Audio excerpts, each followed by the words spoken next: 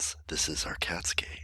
And oh boy, I'm really going off the reservation on this one. Originally, this was going to be more of a general essay, but while researching the topic, an article came up that more or less encapsulated the entire issue, that being that progressives value abortion more than gays. If that sounds a little hyperbolic, it is, but no more than the reality in general. I think the only subject more explosive than abortion on the internet currently is circumcision, and I am cutting out of that debate. No? I like puns.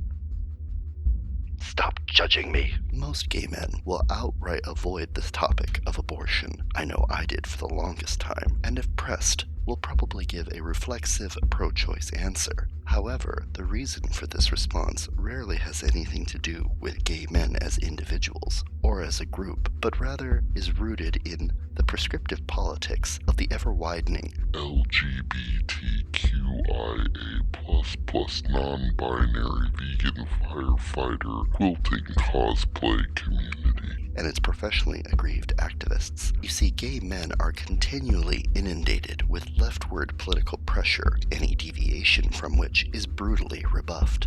If you ever Google gay Republicans, you will be greeted with labels like traitors, self-hating, internalized homophobia, as well as a series of colorful expletives. There are also examples of this wrath, such as the drag queen Elaine Lancaster, who was, and largely remains, publicly blackballed from performing drag on the circuit because he's openly supported President Trump. Cats, what the fuck does this have to do with abortion, you ostentatious, self-appointed, rambling internet homosexual? Patience, my kittens. And ouch. As I said, gay men very much have a political script that they are expected to follow, and abortion is part of it. Gay men are expected to support the pro-choice position for reasons. Honestly, a straightforward answer is rarely given, other than, you are gay, therefore you are a Democrat. You must comply, if any specific reason is given at all. Usually it's 1.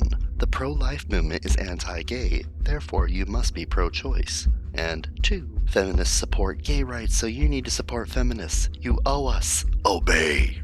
I'm sure there are many more reasons people can find, but these two seem to be the most overarching themes, and it is what I will be addressing. Regarding the anti-gayness of the pro-life movement, there isn't a single answer. On the one hand, yes, many pro-life people support that position because of religious grounds, and that, in addition to abortion, doesn't usually align with supporting gay lifestyle. Adam and Eve, not Adam and Steve. Does anyone say that non-ironically anymore? But this is hardly universal, and not actually relevant to the issue. The pro-life movement is broad and includes people from all walks of life, including gay, lesbian, and bisexual, and even trans people, because although religion is often a motivating factor, it is not the only factor, and even with the religious camp, they are not all in agreement about everything outside the reason that they are actually coming together.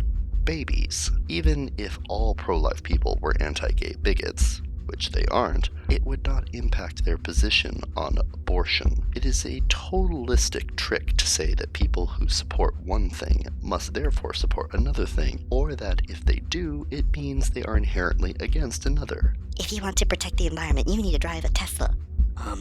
I can't afford a Tesla. Also, those cars aren't inherently better for the environment. How dare you advocate polar bear murder? I think it's more nuanced than that. No, it's all or nothing, you anti-science bigot. Okay.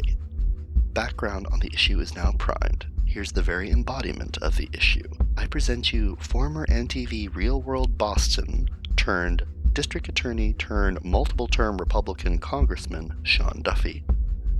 Here we have a man who opposed gay marriage in 2016 and some other LGBT legislation. He's Catholic and has got 8 children and lives in Wisconsin. Imagine my shock, he's traditional.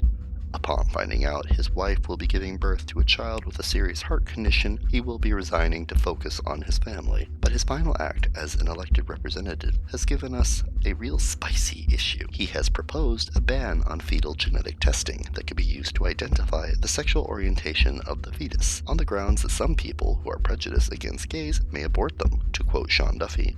As science advances and genetic markers for sexual orientation are discovered, I believe it is vital we begin now to set ethical standards to protect the lives of unborn gay children. While reprehensible, we already see the use of genetic testing to terminate pregnancies based on the discovery of a genetic predisposition to an unwanted condition or character trait such as gender, physical, mental disability. Often these decisions are not made for any medical reason, but rather because of religious, cultural, or personal views and preferences. I believe all children are entitled to love, acceptance, most importantly, a right to life, regardless of their sexual orientation. This legislation would send a powerful, early signal regarding the serious repercussions of genetic testing for sexual orientation, and will be the first line of defense against termination of unborn babies based on the discovery of said traits. It is vital that unborn children be afforded protection from termination based on sexual orientation.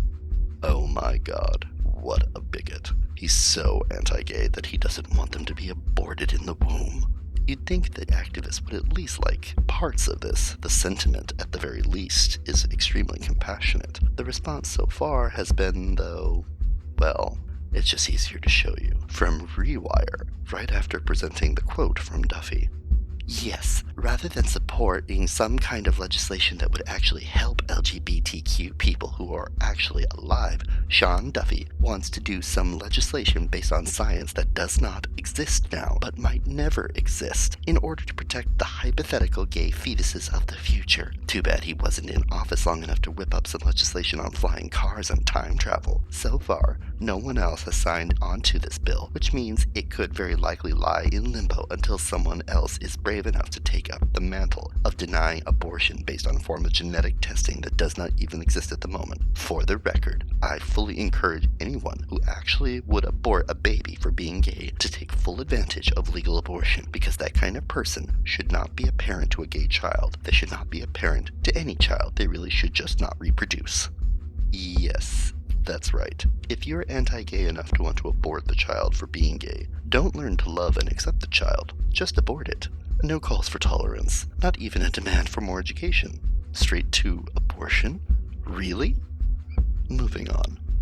This kind of thing is pure trolling. It provides an opportunity for someone like Duffy, who has spent a large chunk of his career fighting against gay rights, to smear abortion rights activists as people who literally kill gays and women for being gay and women, while he is the tolerant, all-loving one, says the person advocating gay babies be aborted. And then people who like to appear reasonable without ever actually thinking anything through will go, well, that seems fair, we can give him that, instead of pointing out that the reason why anyone gets a legal abortion is none of his or anyone's damn business, which it isn't. You can't make this shit up. The left at this point cares more about abortion than it does about gay people. Gay men are expected to shut up and support this because of groupthink loyalty, and because, apparently, a woman being able to kill a baby is more important than learning to love your child no matter what. Make no mistake, this is what feminism does. Abortion is at the crux of the modern women's movement. That and being able to destroy a man's life without evidence and being celebrated for it. I want everyone to understand this. You, as a gay person, are not obligated to believe anything. It does not make you a self-hating homosexual to oppose needless abortion. I do not like abortion. I accept that sometimes it may be necessary, and while I'm hesitant to interfere with a woman's medical decisions, don't expect me to support it, let alone celebrate it. I was largely uninformed about abortion for years, because I believed it just didn't have anything to do with me as a gay man. I was wrong, just as you don't have to be gay to have an opinion about gay rights or Jewish to oppose anti-Semitism. I'm not going to go deeper into abortion itself as an issue, but I couldn't read this article and learn what I've learned without responding to it. As long as feminism is at the core of the left, gay men will always be disposable. That's it for now. Click the bell to actually receive notifications, and please share my videos if you like them, since YouTube will never suggest me. Love it, hate it, you already watched it, you can't unwatch it. Thank you for watching.